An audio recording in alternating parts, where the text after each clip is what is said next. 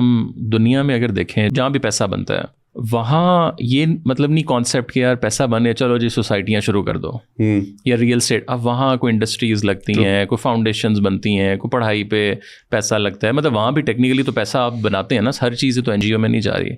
But Pakistan میں ایسا کیا ہے کہ جس نے پیسہ بنایا یا ایون انڈیویجول نے بھی پیسہ بنایا تو وہ سب سے پہلے ہے کہ یار ریئل اسٹیٹ. لائک یہ مینٹالٹی کیا ہے ہمارے ڈی این اے میں کہ ہمارے دیکھیں, لیکن یہ 2001 سے پہلے تو نہیں تھا اتنا تھا, لیکن وہ اس لیول کا نہیں تھا. اچھا ہمارا نا بیسیکلی ہوا کیا ہے, جیسے جیسے ٹیکنالوجی آئی ہے نا ہمارا جو ہولڈنگ کیپیسٹی ہے وہ بھی کم ہو گئی ہے. ہم لوگوں کے آپ اپنے والد صاحب سے پوچھیں جو انہوں نے زمین کبھی خریدی ہوگی انہوں نے کتنے سال بعد بیچی ہے.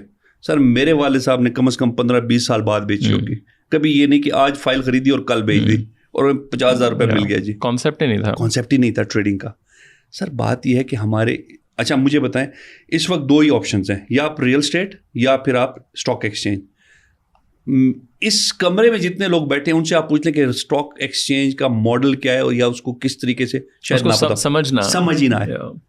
دیکھیے مجھے نہیں پتا کہ ریئل اسٹیٹ کے اندر مجھے کسی کو ایجوکیٹ کرنے کی ضرورت نہیں ہے.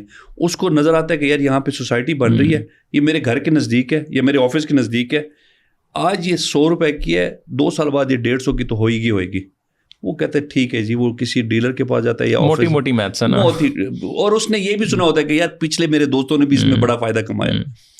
میری میجورٹی آف جتنی بھی یہاں پہ پاپولیشن ہے ان کو نا ایجوکیٹ کرنے کی ضرورت ہے. میں اس دن کسی کا انٹرویو سن رہا تھا کہ اس وقت سب سے زیادہ ریٹرن جو ہے آپ کے اسٹاک ایکسچینج سے ملتے ہیں. اگر آپ نے 1 سال پہلے لیا ہوتا تو شاید 10,000 کے اگینسٹ اب آپ کو 1.5 لاکھ یا 5 لاکھ روپے مل چکا ہوتا. اب مجھے یہ نہیں سمجھ آتی اور مجھے بڑی خواہش تھی کہ میں نے کہا میں بھی اسٹاک ایکسچینج. سر مجھ سے اکاؤنٹ نہیں کھلا گیا, مجھ سے یہ نہیں سمجھا کہ میں اب میں کس کے پاس جاؤں اور میں نے کیسے شیئر لینے, اس کو کیسے میچیور کرنا ہے, اس کا ڈیویڈنڈ کس طرح ہوتا ہے, اس کو کس طرح ایگزیکیوٹ کرنا. تو سر جب مجھے نہیں پتا, جس نے ساری زندگی بزنس کمیونٹی میں کام, تو عام بندے کو کدھر, تو عام بندے کے لیے ریئل اسٹیٹ ہے.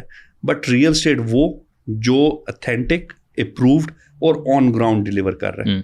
ادروائز وہ والا ٹائم گزر گیا جب وہ فائلیں بکتی تھیں, پیپر پرنٹ ہوتے تھے. آج میں چیلنج سے کہتا ہوں کہ آپ کبھی بھی اتحاد کی ویب سائٹ پہ آ کے آپ ہماری اپلیکیشن ہے اس میں جائیں, آپ سارے اپروولس دیکھ لیں.